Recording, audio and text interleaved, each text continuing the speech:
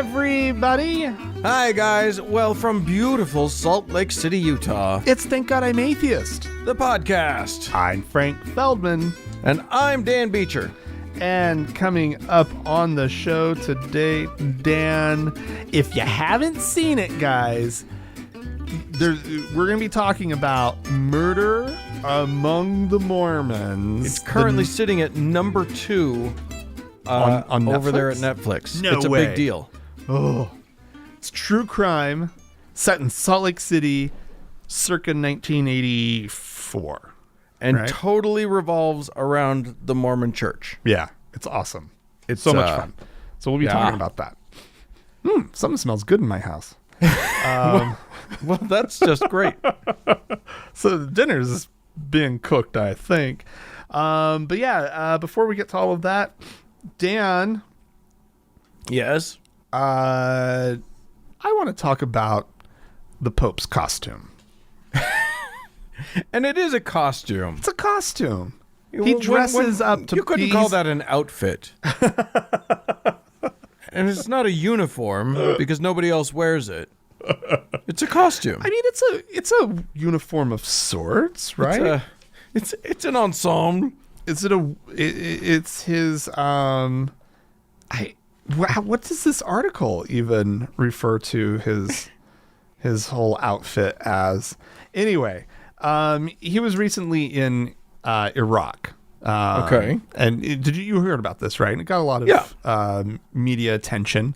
And one of the fun things was that I guess it was a little windy throughout the duration of his visit, and there are just wonderful, wonderful pictures, so many of them, in fact, of his sort of the little thing, the little it's called a pellegrina. It's like a cape. It's a little mini cape that's just on his shoulders. It's a right? capelet. It's like a big round disc, and his head sits through it, and it's just kind of on his shoulders and around. You know the thing. It drapes over him. Sure. Well, there are so many pictures of it covering his face.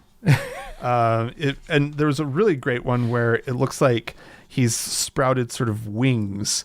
As it sort of lofts and lifts up and billows right over his shoulders and everything. That one actually is kind of a nice picture.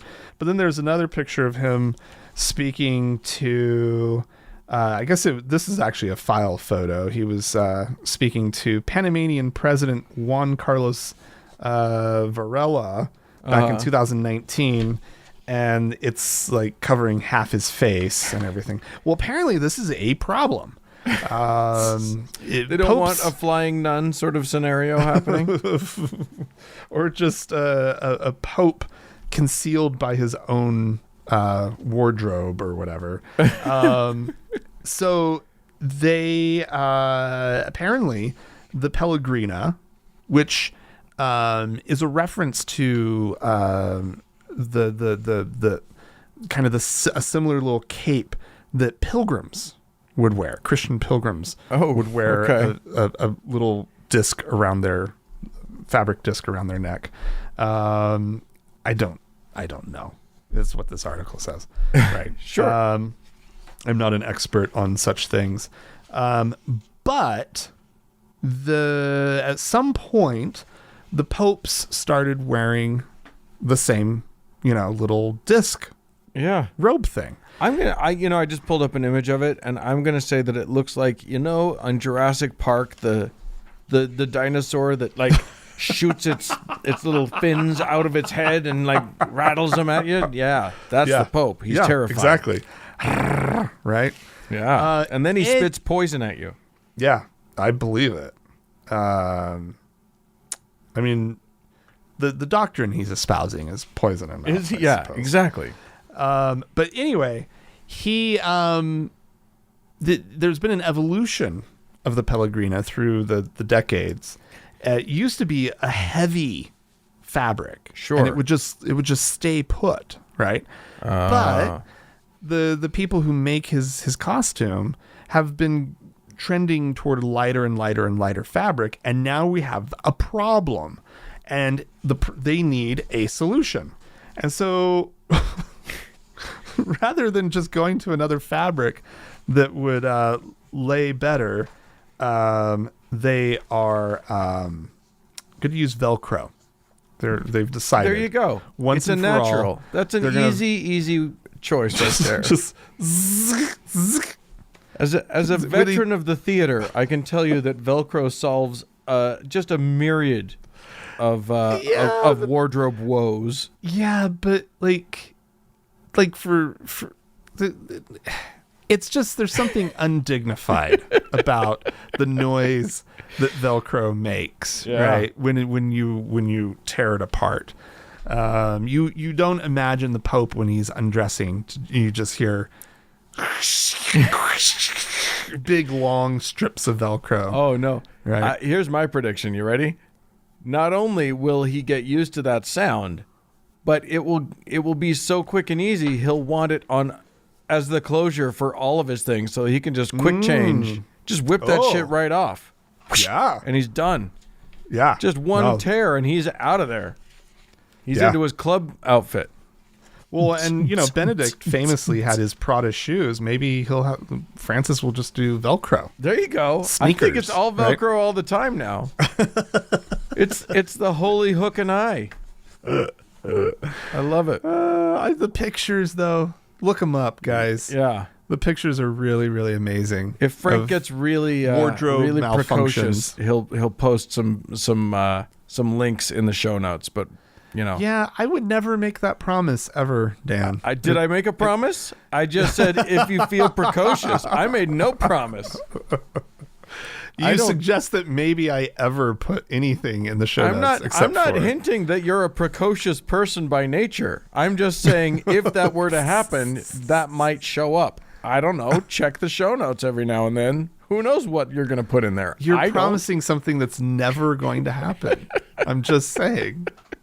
I think we need to be clear about that. I'm just trying to apply some pressure to actually be a real podcast is what I'm trying to do. But it's not going to happen, so that's fine. Show notes? Show notes. All right, fine. Okay, I'm going to do a story. So there's a woman who has risen to a pretty high degree of prominence within the Southern Baptist movement. This is a woman named Beth Moore. Now, we have maybe heard about her every so often. She came up at one point because she has, when Donald Trump started to look like he might be getting into power, she spoke out against him.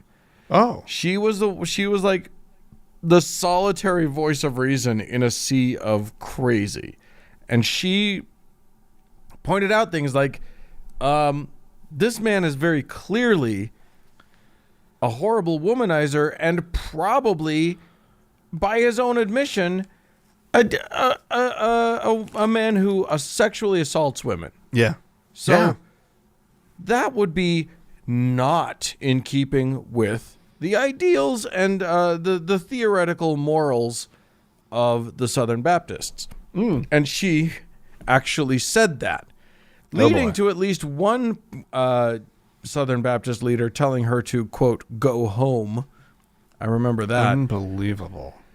So she was kind of that lone voice for a long time. And as you may have noticed, the voice of reason did not prevail in and among the Southern Baptists during the time of the Trump era. Yeah, indeed. So apparently this woman, Beth Moore, who, she was a Bible teacher, even though she also upheld the notion that women shouldn't run the church. She still had a ministry. She was a Bible teacher. She had a big show. She has left the Southern Baptists. Oh, really? Yeah. Wow. She still considers herself a Baptist. So, it's not exactly a lateral move, but it's like a little sidestep, I guess. Yeah, no, but it's a pretty big deal.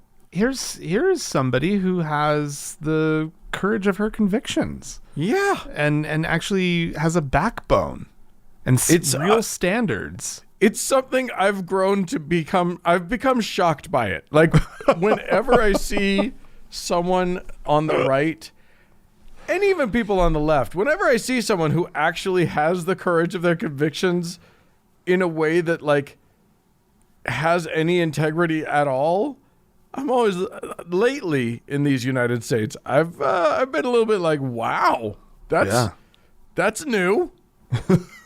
Our own governor shocked me. Did you see the thing today in the Salt Lake Tribune? Anyway, Yeah, I did, actually. Every now and then, somebody actually, like, stands up and goes, you guys, this is not okay. Yeah. And just that tiny, bare minimum gesture is now like, holy shit. Yeah. Wow, that is unusual. Yeah. Just the the governor said, is this the thing you're referencing, that the Republican Party has to stand for something more than just owning the libs? Yeah. Yeah. Yeah. Literally, it's such the bare minimum. But he actually, like, said a whole bunch of stuff about how the GOP kind of needs to have, policy ideas beyond just obstructionism and stuff. Yeah. It was kind of shocking. And he also, like, said some cool things about, interesting stuff about trans kids. So Yeah. I don't know what beat I don't have a beat on him yet, but anyway, yeah. So this lady left Southern Baptists, and I don't know what that means for her. I don't actually understand the relationship of Southern Baptists and just Baptists, but she can no longer identify with Southern Baptists, and that to me seems like a pretty big deal. Yeah. Great. Especially since they were her, like, entire source of income. Yeah. And I'm going to be talking about more of these people too. And that's the problem, and that there it is, right there, right? It is what keeps so many of these pastors, connected to horrible political ideology that's running in our country, because they don't want to give up their income. Yeah. And they recognize the position that just going along with it lets them hold on to. Anyway, Dan. Yeah. We have been following this story for as long as it's been going on here on the podcast. Okay. And that's the ongoing attempts and efforts by one Mr. Jerry Sexton, representative in the Tennessee legislature, who is once again trying to get the Bible named Tennessee's state book. Yes. When is it going to happen? God damn it! Well, back in 2015, it seemed like it was going to. It passed the legislature, but then the governor at the time vetoed it.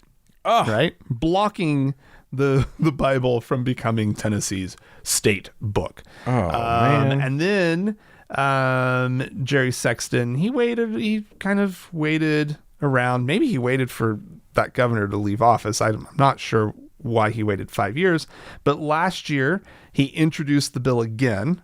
But the lawmakers never ended up voting on it. It never went to a vote. And then this year he's trying again, and it's in committee at the moment. So who knows? We're going to have to pay close attention, because this is just such an important story. Yes.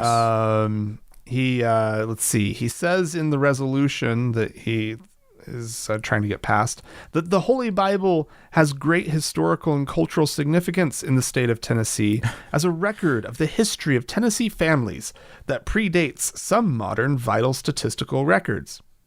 Okay, that may be true. Yeah. Right.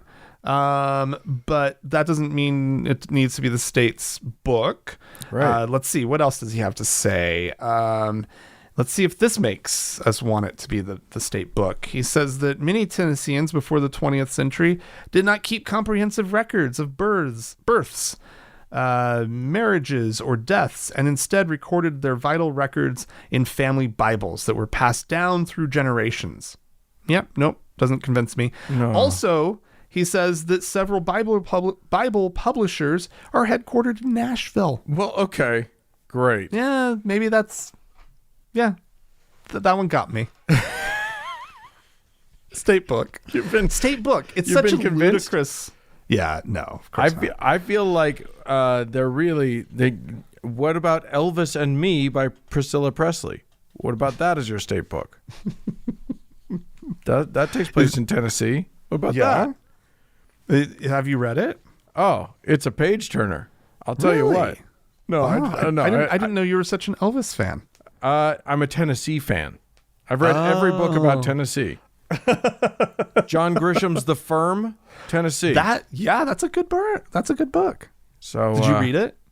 No. Not only a good movie, it's also a good book. Oh my gosh. Yeah, that was that who was in that? That was Tom Cruise. Cruise. That's right. And Gene Triplehorn. Wow. You're a regular IMDb over here. And I just like the name Gene Triplehorn. Well, who doesn't? It's a likable name. Not even so much a fan of her. I just like the name. Yeah. Well done. There you go. Well done, parents. Good pull. All right. Well, so we'll keep tabs on that. It may be that the Gideons are. I think giddy. I think that legislator is probably owes Big Bible. He's probably his one of those publishers campaigns are financed by the Gideons. He's bought and sold to Big Bible.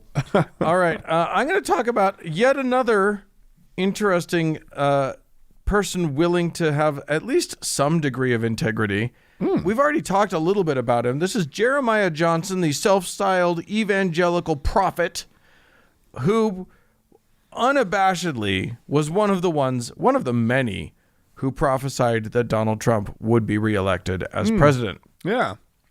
But of all of those, just dozens of self-styled prophets who were certain that God had told them that Donald Trump would be president again. Right. He was the one who said, "I was wrong. I'm sorry." Wow. Which is a pretty shocking thing. That's not how you prophet. I've got news for him. Yeah. Right? That's not the right way to do this. You have to double down and then double down again and just keep going. You can't. You can never show any weakness. Well, you double down once and then you never mention it again.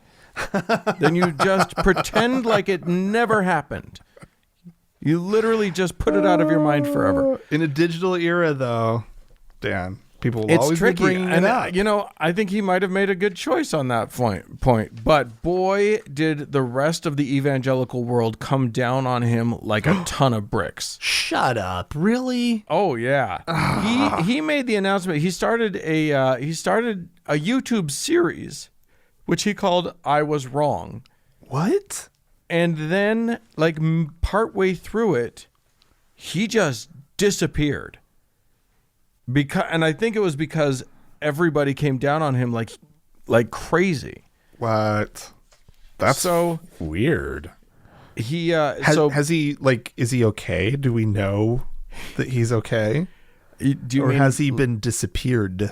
He done disappeared himself. Is he sleeping with the fishes? Because here's what he's done is completely dismantled his ministry. What? He has. It turns out what he's doing is rebranding. But he has taken down. I mean, he lost so many followers, and he has taken down all of the websites associated with him with the Jeremiah Johnson ministry. All of the social he says he's going to take down all of the social media surrounding it. And he's putting up, and he's starting a new ministry that's not going to be prophetic, I think, because he seems to have learned that lesson. But his new ministry is going to be called Alter Global, like ALTAR, not Of course. He's not going to alter the globe. Although he should. I think that would be funny. He could be a flat Earth guy. Anyway, he's going to, quote, help prepare the bride of Christ, I guess that's the earth, for the return of our glorious bridegroom, King Jesus. I think it's the church. It just sounds so weird. Yeah, that is our weird. glorious bride. Frankly, my friend, it sounds like you're into gay marriage, which I'm down with, but I don't think you're down with that. There you go. Well, it's not gay if it's Jesus. Yes, it is. No. Oh, are you saying that he's trans? That Jesus is... No. Is I'm Jesus just, they, them? Just non-binary? It quite possibly. I don't know. But I'm just saying... That would make a lot of sense. I'm just saying, the whole no homo thing, right? Oh, right. Yeah. It's not gay if it's not gay. Yeah. It's our bridegroom, King Jesus. That's not gay. What's gay about that? What are you talking about? Oh my gosh. Well, there you go. God. All right. Dan. Yeah. This we were actually alerted to this story by a listener. I don't have his name at the ready. You actually reminded me of the fact that we got an email about this. It just hit my list so hard. It was Tim. Tim. Thank you, Listener Tim. Thank you, Tim. Yeah, we've got some news, everybody. Some sad news. Brace yourselves. Sad news, Dan. The Hill Cumorah Pageant that was held in upstate New York annually by the Church of Jesus Christ of Latter-day Saints, the Mormons. They have canceled it.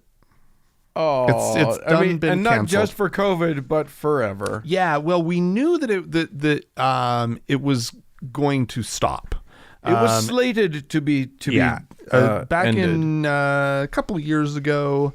The prophet, Rusty Nelson, who is just a big stick in the mud. He doesn't like anything fun. Such a curmudgeon. Like, he's he such just a grump. really doesn't. And so on his watch, he's just making sure that whatever is left that's fun in the Mormon church is just done.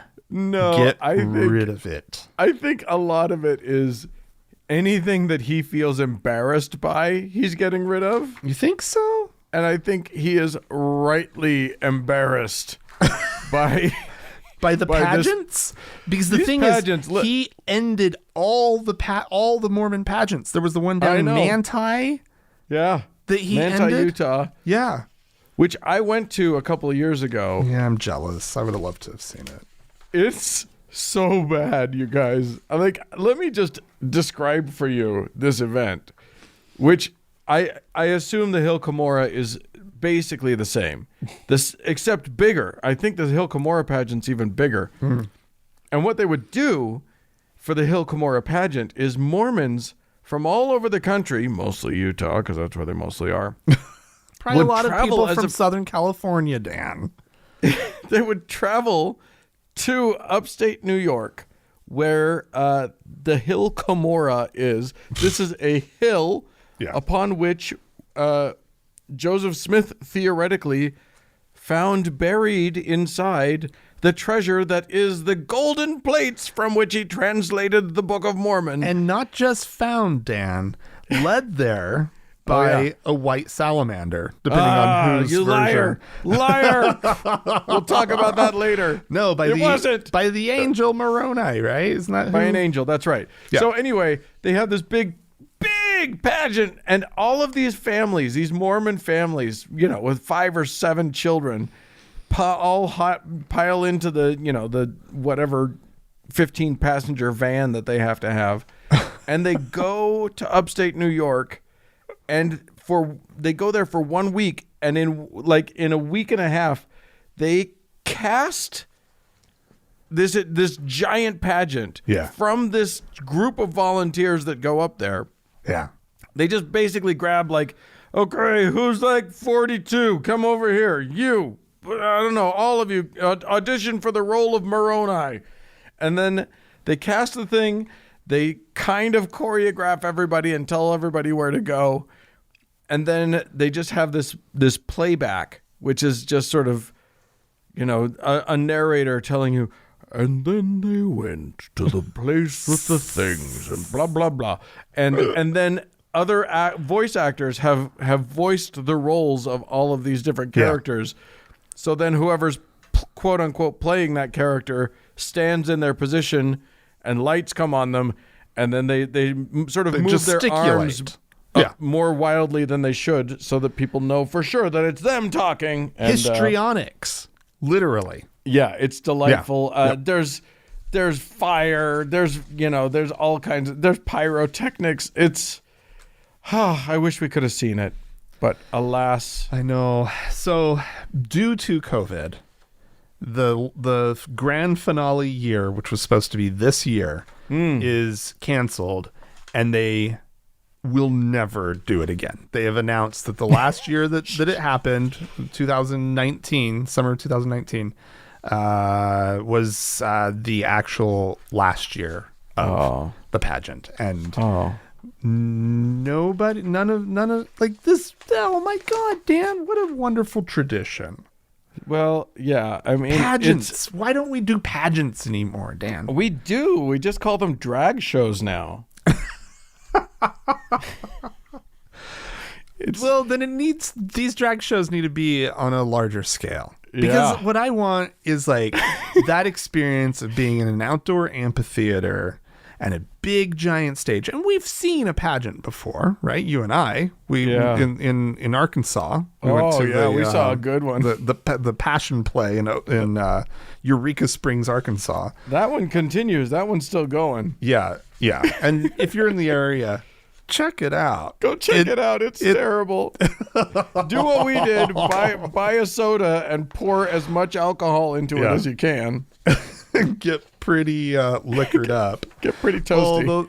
There were some listeners that actually met up with us, and they got really toasty. Yeah, it was fun. It was so much fun. Go and see Squat Necked Jesus. It's a giant. Anyway. A lot of fun. A lot of fun. No more pageants. But I love this idea of having like a pageant for a new age. This has to happen. Oh, I need this. If only we were good organizers, we could make it happen. Yeah. But no. Wouldn't that be amazing? Like, offer the people of Manti a new pageant. The TGIA take on Mormonism.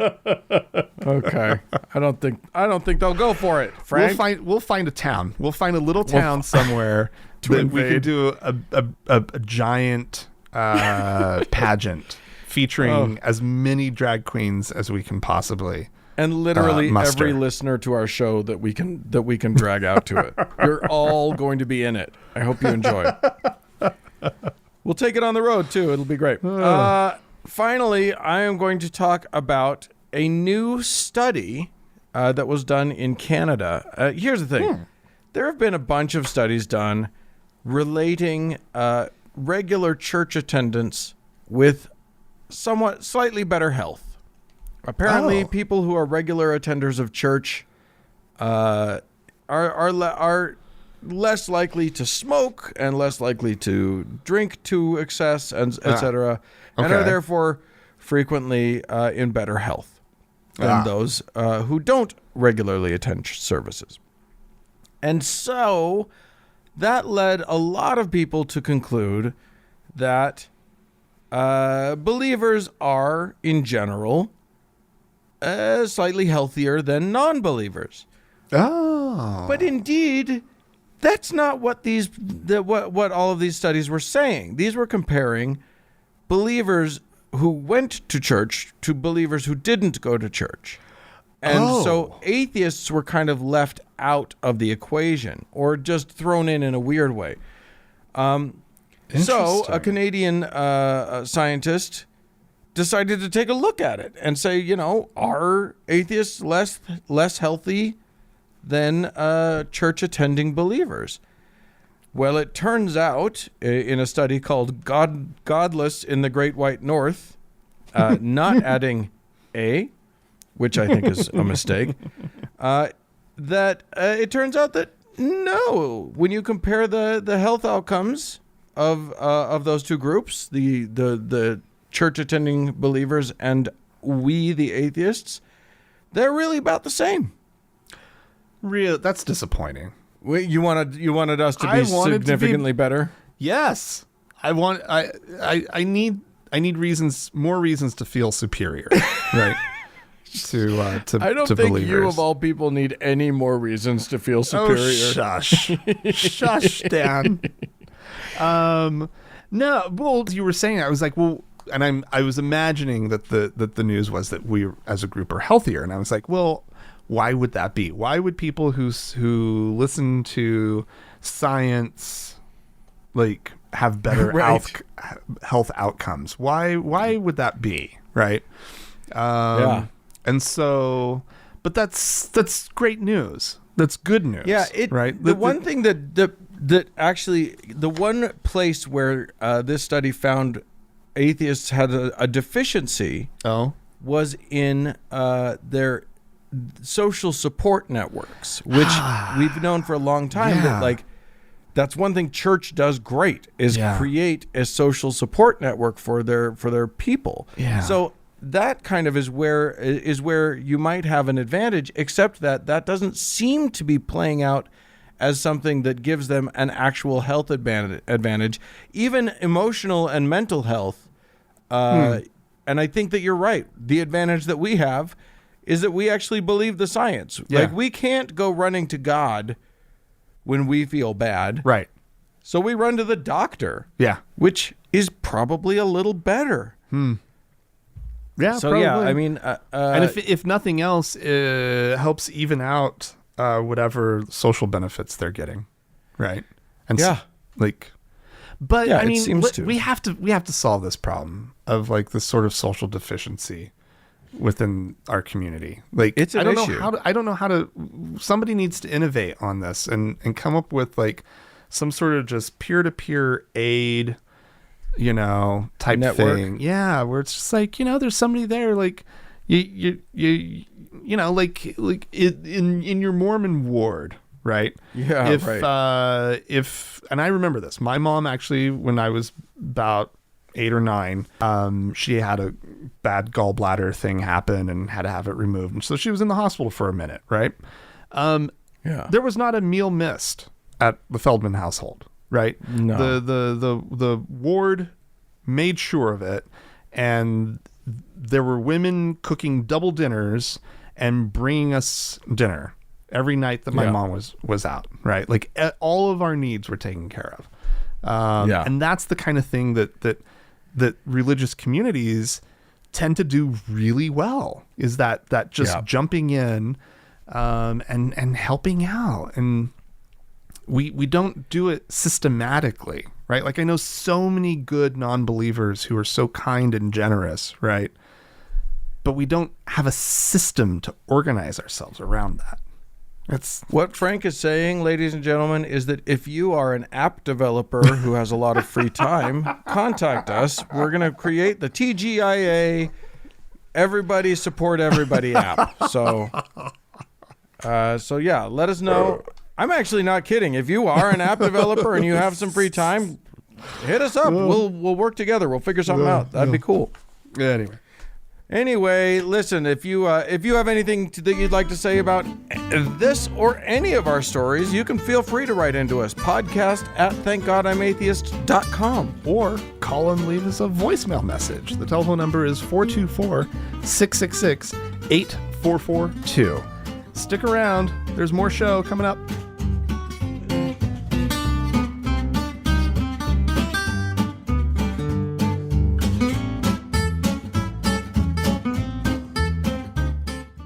Hey, Dan. Hey. Oh, praise be, Dan. Pat Robertson's still alive. It's a patty break. He's slower, but he's not dead yet. and he's got something to say, Dan. God bless him. What is he talking about? The problem is the clip you sent me, I don't know if it was queued up wrong or right, but every single thing he said in like the 3 or 4 segments that I listened to was amazing. So yeah, it's hard to go wrong with him. Oh yeah, this one. Somebody has called in with a question about their baby, and he has some shit to say about it. I love this. All right, here's the caller, Lisa from Fallon, Nevada. My question is regarding demon possession. Can babies be possessed? And if so, does the age of accountability come into play for salvation? You asked what the age of accountability. Can babies be possessed? And if so, does the age of accountability come into play for salvation? Well, the age of accountability has to do at the point you know what right from wrong, and that normally doesn't take place till you're old enough to understand something's wrong. So the age of accountability can be 5, it can be 6, it can be 4, it can be 3. But can a baby be demon possessed? I just believe if that child is born to a family of devil worshippers, there's a real possibility that the devil will think that he has a claim over that child. I mean, it's horrible to contemplate, but I don't think that they're protected in some fashion from a generational curse. But normally a little baby, as I say, there's no such thing as a sinful baby, because a baby doesn't ever know he or she is doing anything wrong. So they're free from the law, but not necessarily free from the influence of Satan. All right. My God. I mean, truthfully, I believe all babies are possessed. A lot of them certainly are. Oh, what was going on in that household that mother called in? What was she experiencing with her baby that she's like, wait, could this be the devil? Is that what's happening? Is there a demon in my baby? And then what is that shit about, like, in a house of devil worship? Yeah, that he goes straight there.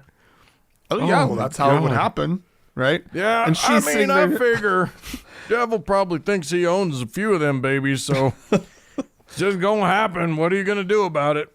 Well, it's likely that she's also calling about, like, her grandbaby, right? Oh, and now she's like, what's going on? Is my son a devil worshiper?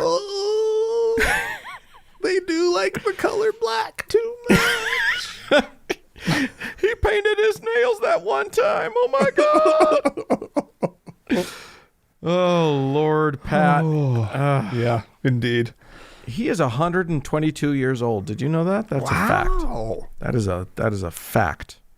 He's looking good for 122. He looks great for 122. He looks terrible for whatever age he really is. Yeah. He looks like he's receding into his own skin. Right. Yeah.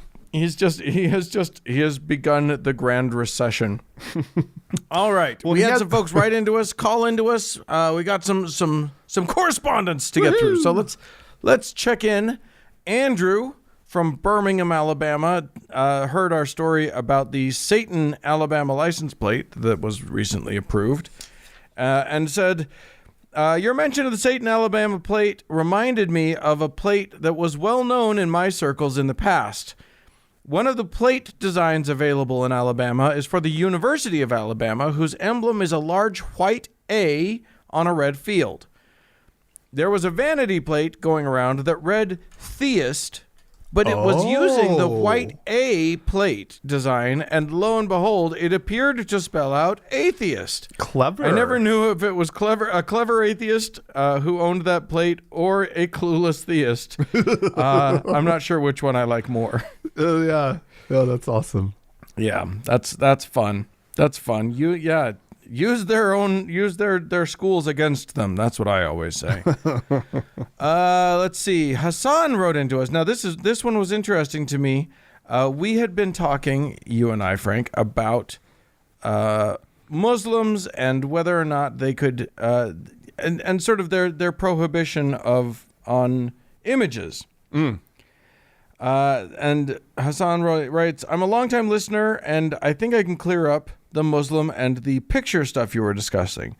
Yes, Muslims don't like pictures. It's against our religious beliefs. Even in Mecca and Medina, it used to be frowned on to take pictures. But with everything on social media and everyone having smartphones, the rules have changed with time. There are still some who don't like pics being taken. I've had people come to my home and take down our family pics off the walls just because. How dare they? Yeah, I know, right? A little bit of cheek there. There's a group known as Dawat-e-Islami that used to hate TV, calling it the devil's box. And now, and this is such an obvious, of course, they have their own TV channel called the Madni Channel. Their founder, Ilyas Qadri, can be seen 24 hours on it, being absolutely cringe, etc. So I guess with time, these things changed, but there are still some nutcases everywhere. So thanks for that. We have a voicemail, do we not? We do indeed. This is a listener who wants our take on something. So let's just listen to it. Do they want the hot take or just the regular take? We'll go regular. Both. Okay, we'll go both. Here's the voicemail. Hey, Sky here, a new listener. I just had something interesting that I was wondering if you guys could talk about. I recently got into an argument with one of my Christian friends over the so-called hate that they've been getting and how they've been abused for being a Christian in today's society where everyone hates God, and said that atheists do not get any persecution in today's society. And I was just wondering what your take was on Christians believing that they are more persecuted than any other religion. Thank you. Have a great day. Well, isn't that cute? Yeah. Yeah. Also, I don't, as an addendum to that, I don't know if you guys know this, white people are the most oppressed of all of the races in America. I don't know if you know that. It's interesting times we live in, for sure. Oh, man. And they're convinced of this shit, too. These people are just fully convinced that, like, America as a country is oppressive to 70% of the people who live in it. I don't know how that math works out, but it's true.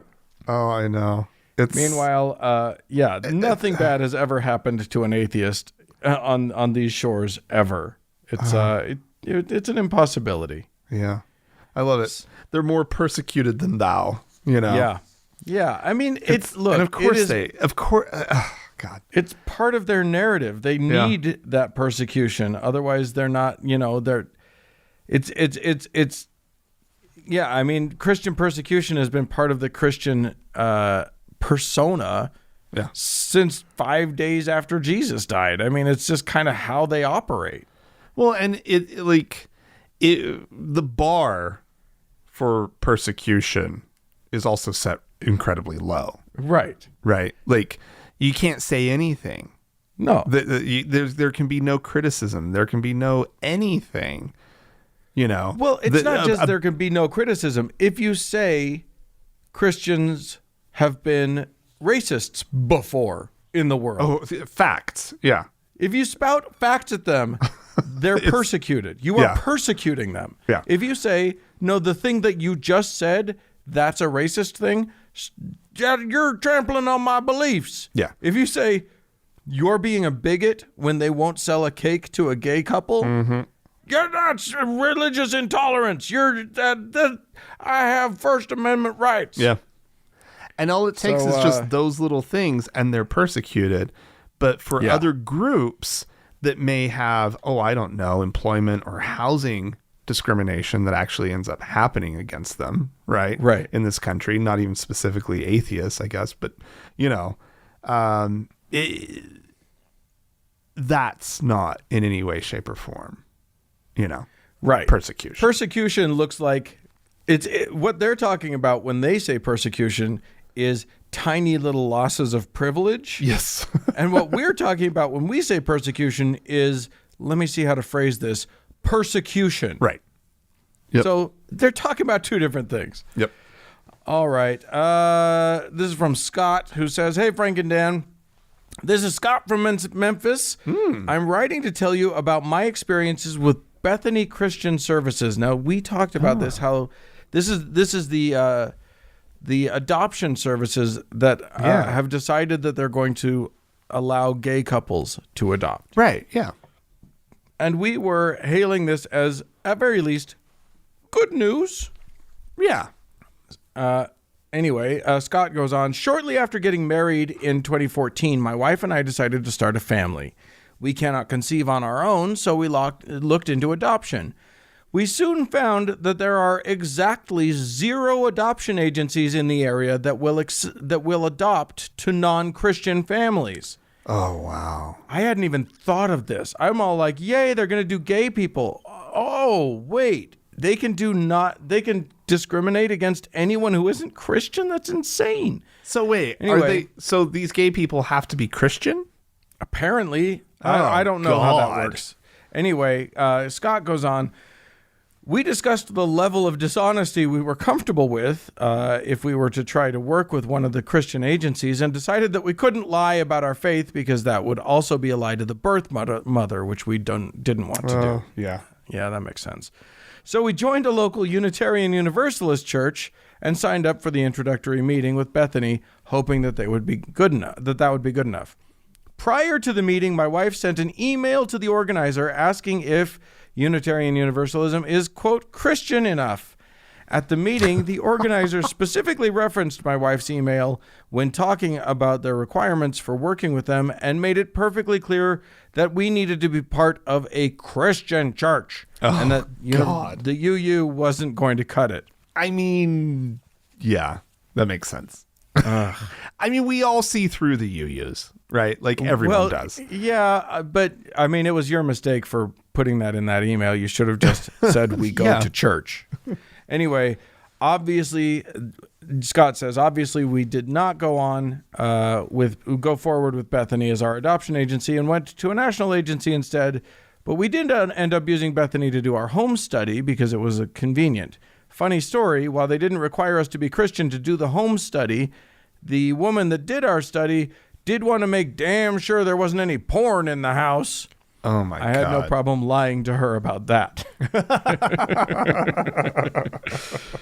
So while I am glad that Bethany is no longer discriminating against LGBTQ folks, I am not ready to give them any praise until they are no longer discriminating against anyone.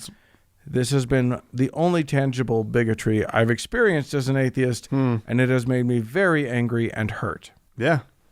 Yeah. Well, there you go. I get it. That's, there you go. But don't worry, Scott. In case you're wondering, we're not the oppressed ones. Yeah. It's those them. poor Christians. Those poor Christians. Those poor Christians. Well, listen. What they put up with. It's amazing. It's amazing. Well, a few people in the world have decided not to oppress us, but rather to show us some gratitude for this show that we do. And I want to thank them. Yes. So, Indeed, Dan. I'm going to start by saying that the easiest and least expensive way for you to show your support for us is to throw 5 stars at us on iTunes or wherever you get your podcasts, and maybe write a nice review of the show. Yeah. We had a few people do that this week. For instance, this one's from Drock320 here in these United States, who says, "Great show, 5 stars. Nice. A fun, judgment-free, informative show of non-worship that doesn't even ask for 10% of your income. 11 out of 10 smart people recommend." I like that. I think some might quibble about the judgment-free thing. We can be a little judgy at times, but we try not to be. Anyway, we don't ask for 10% of your income, but if you have a little bit of cash standing by that you're willing to throw our way, we certainly welcome it. And some people have decided to open up their purses and be quite generous with us this week. Yes, indeed, Dan. We had a bunch of people sign up on Patreon. We have 2 new deacons. We have Dr. Terry, and in the karaoke system, the people are represented by 2 parties: the songs and the karaoke legends who sing them. Dun dun. Okay. I liked your dun dun. That was good. Dun, dun. All right. So thank you very much. Thank you both. That was one person. That whole karaoke And then, thing. We'll call you karaoke we'll call you Carrie for short. Absolutely. We have 2 new teachers. We have Jack and Lawton. We have a new elder by the name of Donna. Amazing, Donna. Thank you. Being a Melchizedek priesthood. Yeah, Donna's holder. above the line, as they would say in the movie business. She's now in the Melchizedek priesthood land. That's the she can give us blessings, kids. Yeah.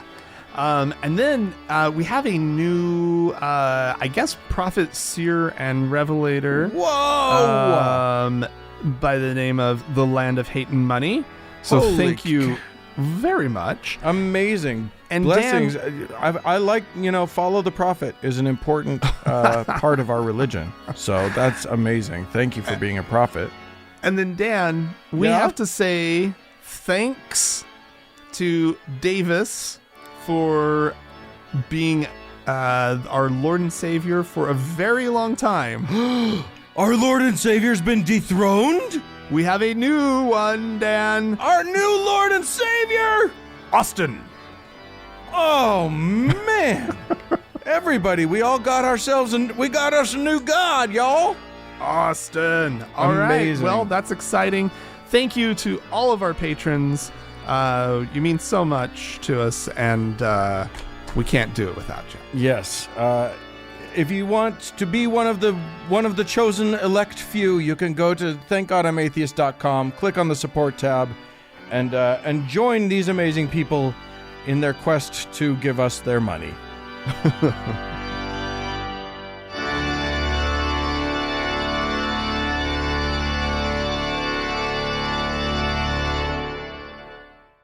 Dan. Hello. Television. It's the only thing we have. It's this whole year, Dan. It's all the rage. TV. I've much watched TV. All of it. I've finished TV and have moved on to rewatching all of the movies now. Oh wow, good for you. It's just when you're stuck at home, when there's no out to go to, you watch a lot of TV. And right now, the number 2 thing on Netflix, Crazy. at least I think at least in the United States, is about our hometown. It's really weird. It's Murder Among the Mormons. Yeah. It is a sort of true crime documentary in 3 parts. Mm-hmm. That was directed by Jared Hess of Napoleon Dynamite fame. And then Tyler Meacham, who we've had on the show. Yeah. Who did An Honest Liar, which was a nice little documentary. Yeah. About the amazing Randy. Yeah. Yeah. But this one is about a thing that happened in the early 80s here in Utah. Yeah. And it involves a figure that I don't even know how to describe him. Mark Hoffman. Yeah. Whose name, anyone my age, that name, or a little bit older, that name will definitely, they'll know here in Salt Lake. But this episode seems to have been forgotten by younger generations. They don't know about this. So, oh, really? A lot of people who were like, I've never heard of it. Well, probably, excuse me, what? Like bombs going off in Salt Lake City in the 80s? Yeah. No. There was multiple bombings. The city was in terror. Literally in terror as people were getting blown up. Do you remember that? I do remember that. Huh. I remember, I mean, it was one of those things. I didn't have, I was pretty young, so I didn't have a lot of framework for it. I didn't have any way to understand it really, but I definitely remember hearing the news that there were bombs in Salt Lake. Yeah. And then and it's like I asked Dave, my husband, if he remembered it. He's like, no. I'm like, what? I'm like, how do you not remember it? And He's a little younger than we are, though, isn't he? A year. Oh, okay. I mean, yeah. And at that age, I guess a year can make a big difference. But I was just like, I thought this would be like everything in this entire valley would just be like fixated to a level that even a child would be very, very, very aware of it. People were on pretty high alert. But I mean, I can see parents might want to shield their kids from that sort of thing or whatever. Okay. That's very true. I will say this, my parents were both Mormon historians, and that's the key element of this thing that makes it super weird, is that the guy who turned out to be the bomber, there were bombshells dropped before actual bombs in the form of a series of documents that were surfacing. Yeah. From Mormon history. Right. The earliest days of Mormon history, right? Like the Joseph Smith being led to the gold plates type stuff. Yeah. Yeah. Yeah, we alluded to it earlier in the show. Like there's this, so the biggest bombshell document of these was one it came to be called the White Salamander letter. Yeah. And it was a letter, I think it was meant to be by Martin Harris, who was an early, who helped Joseph Smith with from the translation, beginning. Right? Yeah, Wasn't he helped the him scribe? translate. Yeah. Yeah. The Book of Mormon. Joseph, in case you need to know this, Joseph Smith didn't actually translate the Book of Mormon. He just wrote it. There were no golden plates. It was all made up. Right. But he acted like he was doing up to something. Yeah. Right? Yeah. Martin Harris believed it. Or said he did anyway. Yeah. And this document, this White Salamander letter, written ostensibly in Harris's handwriting and ostensibly, and everything was authenticated to be the right era, and it was it was all, people read it and tested it, and they found it to be legitimate, and it contradicted Joseph Smith's original story. Yeah. In that, instead of an angel telling Joseph where the golden plates were, he was led by a white salamander to the place where the plates were. Now, this doesn't change any doctrine. It doesn't do anything, you know what I mean? Like, it's not from an outside perspective, it wouldn't be that big of a deal. The Mormon history is already littered with goofball being really weird, but it's very different for somebody to say an angel led me to X. Yeah. Versus a white salamander led me to it, because because the one is like steeped in Christianity or in Christian tradition, right? And the other one is like this weird like backwoods magic stuff. Yeah. Right. Like it's like what is this? Yeah. But weird backwoods magic that was in keeping with Joseph Smith's MO. Yeah. So the big deal was that the church paid a tidy sum for this document in order to squirrel it away and never let anyone see it. Like that was their express purpose, because they didn't like the light that it shed on the church. Right. So when it came out that this was a forgery by an amazing forger, they all heaved a sigh of relief and went, "Oh yes, yes. It was a forgery." Not that that's a really easy sigh of relief to heave, because these were people at the very, very top of the church, which meant that they're supposed to have magic discernment powers. Right. Exactly. And the whole episode is pretty damning to people like Gordon B. Hinckley, for example, because he was kind of the face of let's buy this stuff up and squirrel it away. And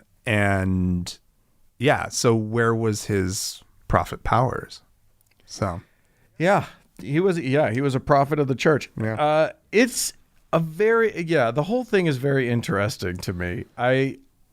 what's really amazing is that had he not gotten into the bombing business, Mark Hoffman's plan was to then use his ability to forge these things, use that white salamander document as a sort of comparison point, and then forge in Martin Harris's handwriting the missing segment of the Book of Mormon. Right. Now, if you guys know about Mormon history, or if you've seen the South Park episode about it, you'll know that there was a moment in Mormon history that is possibly the most brilliant thing that's ever happened, which is that Martin Harris he was just the scribe. Right. So he would just write down whatever Joseph was saying, and he didn't use any punctuation. He just wrote and wrote and wrote and wrote. And at one point he took it home to show his wife what they'd been working on. And she said, well, there's an easy way to tell if this is actually divine, like, translation of another text. And she hid it from him and wouldn't tell him where it is. I know. It was like 100 and something pages. And she just took it and hid it. And it really threw Joseph Smith for a loop for quite a while. Like he had to do this whole thing where, like, well, the Lord's taken the ability to translate away from me and all this stuff, right? Yeah. And wasn't it like, how long was it? It was a span of time, like a year or two before he came back don't remember. to, like, starting to, like, anyway, brilliant move. Like, check and mate. Yeah. But then he comes back with, well, that portion of the Book of Mormon is sealed. Yeah, And it's sealed because of my wickedness, right? In letting you take the book from me. We will never have, I think it was like the Book of Lehi or the Book of something, or Laban or something, right? And it's so, like, can you so imagine Joseph Smith if the Book figured of Mormon out was actually longer? Oh my God. No thanks. No, but, like, what did you think, Dan, of sort of their handling of Mark Hoffman as essentially a non-believer, an atheist? Because he's on record as he doesn't believe in God.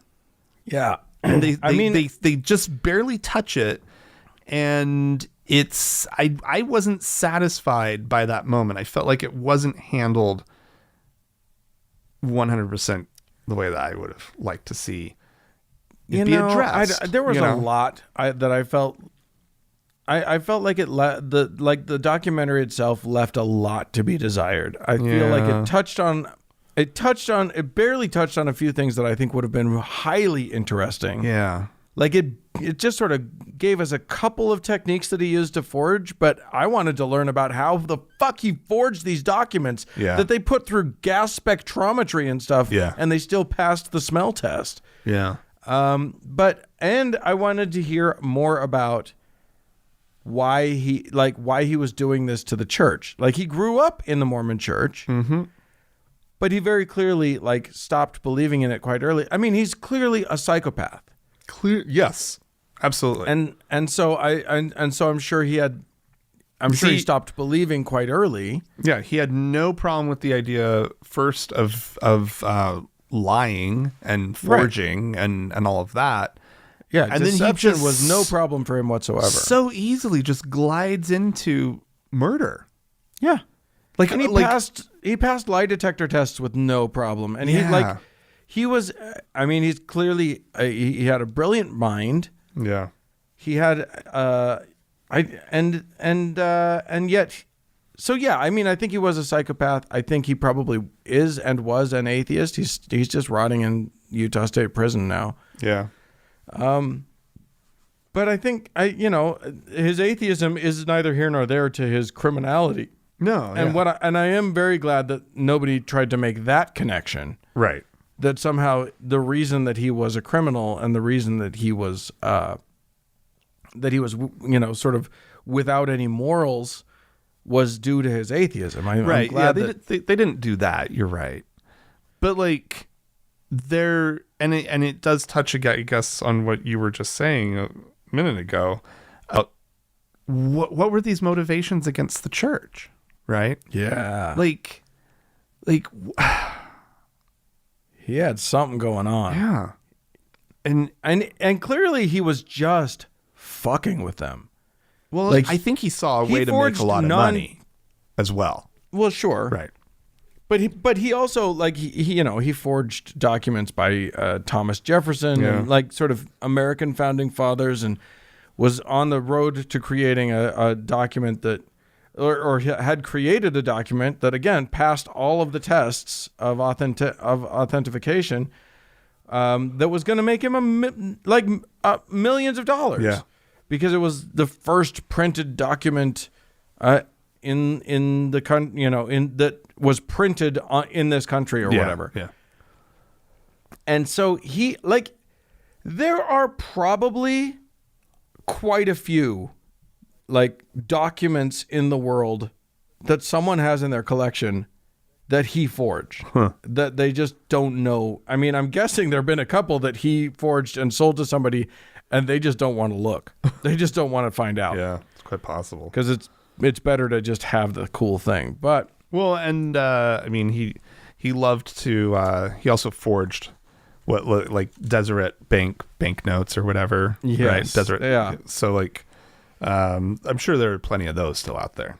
Like the low value stuff that he was like forging just for like some pocket change. Yeah. Like that stuff guaranteed is just out there. That's circulating. Yeah. It's just, he targeted a silly, weird little big church that had deep pockets. That's also paranoid about like their image and their own persecution process. Complex. It makes sense. Like they're a great target. Yeah. It makes sense that he would target them, but so funny. If he had just not been murderous, this all would have been kind of good fun, to be perfectly honest with you. I kind of love the idea that forging.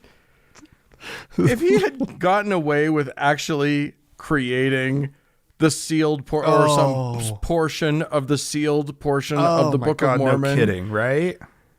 It would have been amazing. Because literally, when the White Salamander letter sort of came out, people were figuring out how to adjust their sense of their own theology to include it. If that had come out, they would have just had to incorporate whatever he put in it into their theology. It would have just had to have been part of their new church now. Or it could have just been wildly contradictory to what else was in the Book of Mormon. Yeah. Right? Like which is why, like, I don't know. Anyway, as it turns out, he became a murderer instead and ruined the fun for everybody. So I don't know that that's great fun, but I mean, I get where you're coming from. The one thing I and it's not like I would encourage anybody to do it because it's, obviously just patently wrong. But if it had happened in history, it would have been a piece of history that I would have enjoyed. Right? The fact that he conned the Mormon church so epically.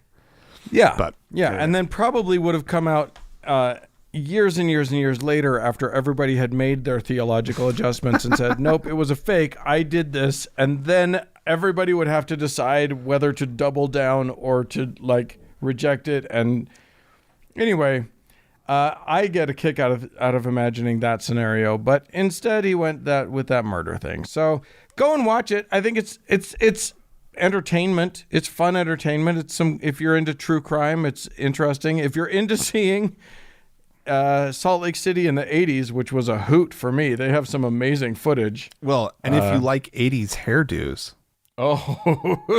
boy, that was some big hair, lots of feathering. Yeah, definitely. It's a treat. You could go ahead and watch it and enjoy. But man, the things that could have been. God. Well, if you guys would like to mention anything about this or anything else to us, please feel free to write into us, podcast@thankgodimatheist.com. Or call and leave us a voicemail. The telephone number is 424-666-8442.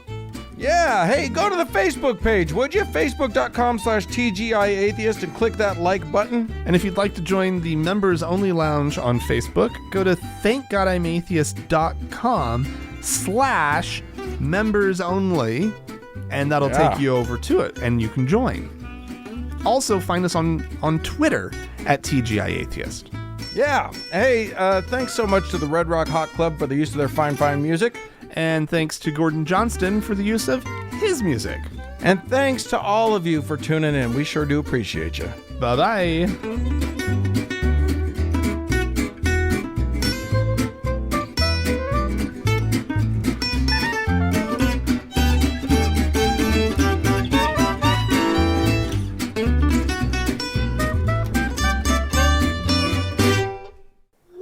Seriously, something in this house smells amazing. Amazing smells How sweet the smell that Dave has made for me. All right. Okay. What's the clip? Oh, hey, Dan.